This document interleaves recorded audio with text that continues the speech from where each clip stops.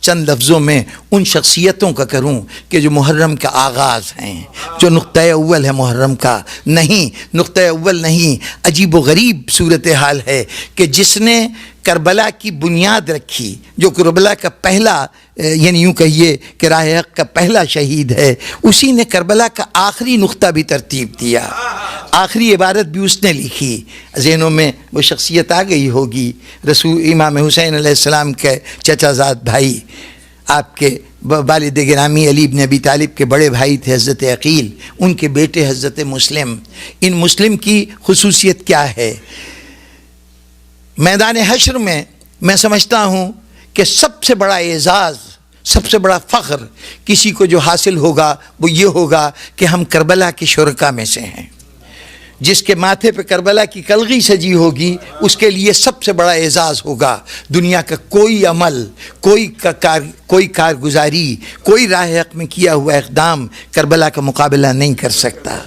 جب اس وقت کربلا کا میدان سجے گا تو وہاں پر بہت سے شہید آگے بڑھیں گے، اپنی اپنی خدمات پیش کریں گے، اور پھر جنہوں نے ان شہیدوں کو میدان میں بھیجا ہے وہ فخر سے کہیں گے، مائیں کہیں گی ہمیں فخر حاصل ہے ہمارا بیٹا کربلا میں مارا گیا، بھائی کہیں گے ہمیں فخر حاصل ہے کہ ہمارا بھائی قربان ہوا، باپ کہیں گے ہماری اولاد قربان ہوئی ہے۔ یہ فخر ہوگا، سب سے بڑا فخر ہوگا انسانیت کا، جب ساری دنیا فخر کر رہی ہوگی۔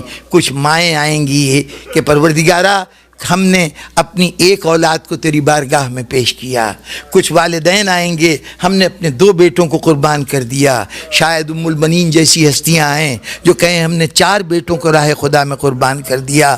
اس وقت ایک جوڑا آگے بڑھے گا، میاں بیوی ایک کپل آگے بڑھے گا جو بارگاہ عزدی میں کہا ہوگا پروردگارا ان سب نے، کسی نے 1 بیٹا دیا، کسی نے 2 دیے، کسی نے 4 دیے، ایک ہم ہیں کہ جس نے اپنی پوری نسل رسول تیرے دین کے اوپر قربان کر دی۔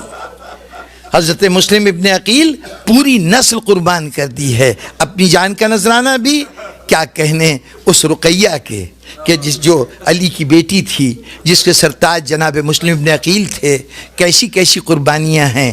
حضرت مسلم کی قربانی، کربلا کے اندر 2 بیٹوں کی قربانی، اور پھر کربلا ختم ہو گئی، بظاہر قیدی آ گئے لیکن ابھی قربانیوں کا سلسلہ ختم نہیں ہوا۔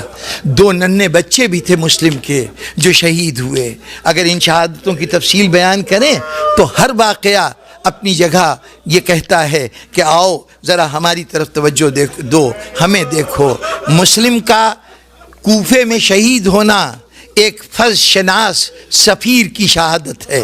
مسلم نے بتایا کہ حسین کے نمائندے کیسے ہوتے ہیں، نائب امام کیسے ہوتے ہیں۔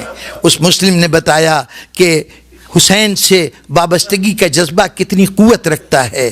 جب جناب مسلم کو قتل کرنے کے لیے، میں بہت مختصر لفظوں میں چاہتا ہوں کہ تاریخ کے یہ سارے اوراق ایک سطر میں آپ حضرات کے گوش گزار کر دوں۔ مسلم کو قتل کرنے کے لیے دارالامارہ جو گورنر ہاؤس تھا اس کی دیواروں کے اوپر لے جایا گیا کہ پورا شہر دیکھے کہ ہم نے حسین کے قاصد کے ساتھ کیا سلوک کیا ہے، حسین کے سفیر کے ساتھ کیا سلوک کیا ہے۔ چنانچہ بکیر ابن حمران ایک شخص تھا جو جلاد تھا، جسے مقرر کیا گیا کہ حضرت مسلم کا سر قلم کر لے۔ حضرت مسلم جا کے قلعے کی دیوار پہ کھڑے کیے گئے۔ حضرت مسلم نے کہا کہ مجھے ذرا 2 رکعت نماز پڑھ لینے دے، مجھے نماز پڑھ لینے دے۔ بکیر نے کہا مجھے اجازت نہیں ہے کہ میں تمہیں نماز کی اجازت دوں۔ اس وقت یہ کہہ کے بکیر نے پوری قوت سے تلوار چلائی، ایسا لگا جیسے تلوار لوہے کے ستون سے ٹکرائی ہے۔ گویا حضرت مسلم یہ بتا رہے تھے کہ اگر شوق عبادت دل میں بےتاب ہو تو ول پاور اتنی مضبوط ہو جاتی ہے کہ وہ لوہے کی تلوار کو بھی بے اثر کر دیتی ہے۔ اس مرحلے پر حضرت مسلم نے نماز پڑھی تھی، لیکن نماز ہمیں تصور تھا کہ وہ نماز ہوگی جس میں رکوع و سجود ہوتے ہیں۔ بظاہر منہ قبلے کی طرف کیا، منہ قبلے کی طرف کیا، مکے کی طرف کیا، اور اس کے بعد کیا الفاظ ادا کیے؟ السلام علیک یا ابا عبداللہ۔ مولا حسین کو چھوڑ کے آئے تھے نا، مکے میں چھوڑ کے آئے تھے، ان کو سلام کیا، اس کے بعد تلوار چلی۔ بسامعین گرامی، حضرت مسلم کا سر کٹا، سر ادھر گرا، دھڑ کو دیوار سے شہر کی طرف پھینک دیا گیا۔ دھڑ کو پھینک دیا گیا۔ جس وقت سر کاٹا ہے قاتل نے اچانک تلوار پھینک دی، دونوں ہاتھوں سے منہ پیٹتا ہوا وہاں سے بھاگ کھڑا ہوا، رنگ اڑ گیا چہرے کا۔ لوگوں نے کہا بکیر تجھے کیا ہوا ہے؟ جا امیر کے پاس، وہ انتظار کر رہا ہے خوشخبری کا، جا کے اس سے انعام لے، تو نے مسلم کو قتل کیا ہے۔ اس نے کہا مجھ سے گفتگو نہ کرو، میں نے عجیب منظر دیکھا ہے۔ لوگوں نے کہا آخر کیا ہو گیا؟ تو نے قتل کرنے گیا تھا نا، قتل کر دیا تو نے مسلم کو، پھر کیا بات ہے؟ کہا تم نہیں جانتے، میں نے جس وقت تلوار چلائی نا ایسا لگا کہ میرے سامنے مسلم نہیں ہیں، مسلم غائب ہو گئے، سامنے رسول کھڑے ہوئے تھے، رسول کھڑے ہوئے تھے، کہہ رہے تھے کیا اس لیے میرا کلمہ پڑھا ہے؟ کیا اس لیے اسلام کا دعویٰ کرتا ہے کہ میرے لہو سے اپنے ہاتھ رنگے؟ بزرگان گرامی، یہ مسلم شہید ہوئے، دو بیٹے مسلم کے، وہ کربلا کے اندر دوسرے شہداء کے ساتھ میدان میں گئے، جہاد کیا، ماں کے ساتھ آئے تھے، وہ بھی کربلا کے اندر یکے بعد دیگرے شہید ہوئے۔ ایک بیٹی تھی مسلم کی، کیا کہنے مسلم کی قربانیوں کی، ایک بیٹی تھی کہ شہیدوں میں وہ بیٹی بھی شامل،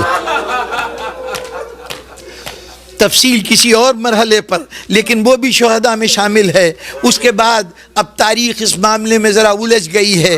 کچھ لوگ کہتے ہیں کہ مسلم کے 4 بیٹوں میں سے کربلا میں 4 کے چاروں اپنی ماں رقیہ کے ساتھ کربلا تک آئے تھے۔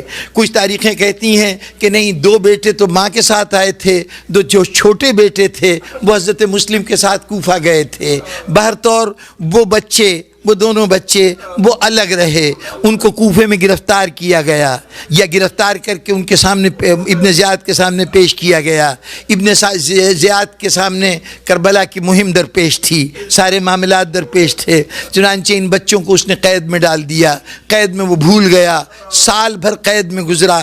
میں شہادت نہیں پڑھوں گا، بس ایک پہلو کی طرف توجہ دلانا چاہتا ہوں۔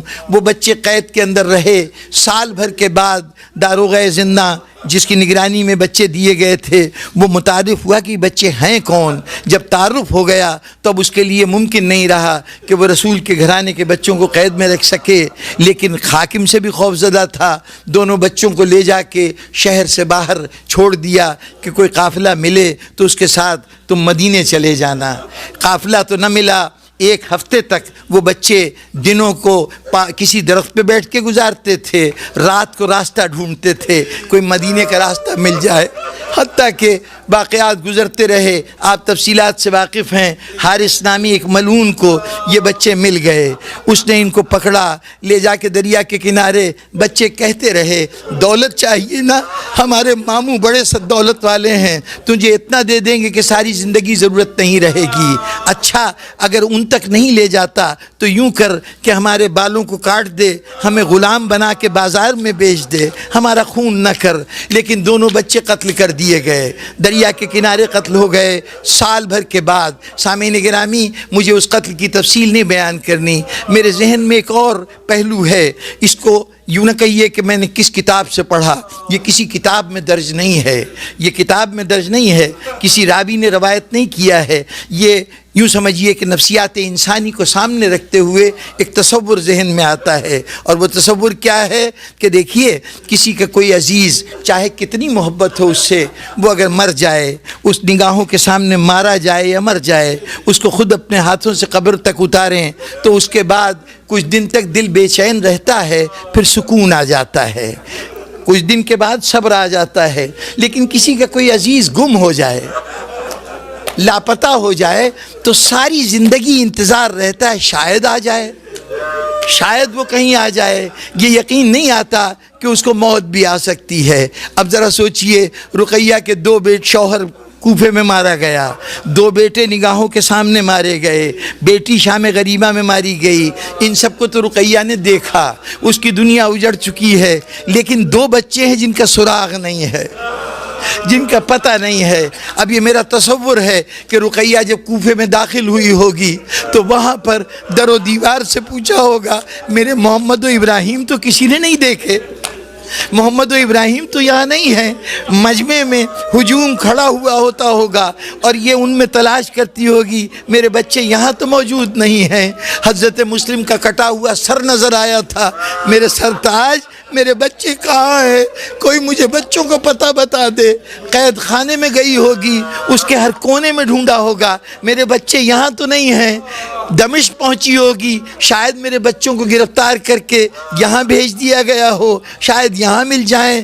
دمشق کے بازاروں میں بھی بچے نہیں ملے، دمشق کے قید خانے میں بھی نہیں ملے۔ بیویاں قیدوں سے رہا ہوئیں، بیویاں مدینے پہنچ گئیں، بچوں کا سراغ نہیں ملا، اور سب تو اپنے اپنے گزرے عمروں کو یاد کر کے آنسو بہا رہے ہیں۔ رقیہ کو امید ہے شاید میرے بچے آ جائیں، چنانچہ گلی میں آہٹ ہوتی ہے، جلدی سے چونک کے کھڑی ہو جاتی، میرے محمد و ابراہیم آئے۔ دروازے پہ دستک ہوتی ہے، کہتی دیکھو میرے بچے نہ آئے ہو۔ بس سامعین گرامی، ایک دن نامعلوم کیا ہوا، بیٹھی ہوئی رقیہ بےتاب ہو کے اٹھی، سید سجاد کے پاس آئی۔ بیٹا سید سجاد، مجھے ایسا لگتا ہے میرے بچے مجھے آواز دے رہے ہیں، مجھے سلام کر رہے ہیں۔ سید سجاد اپنی جگہ سے اٹھ کھڑے ہوئے، پھوپھی کہیے اِنَّ لِلَّهِ وَإِنَّا إِلَيْهِ راجعون، آپ کے بچے دریائے فرات کے کنارے ذبح کر دیے گئے۔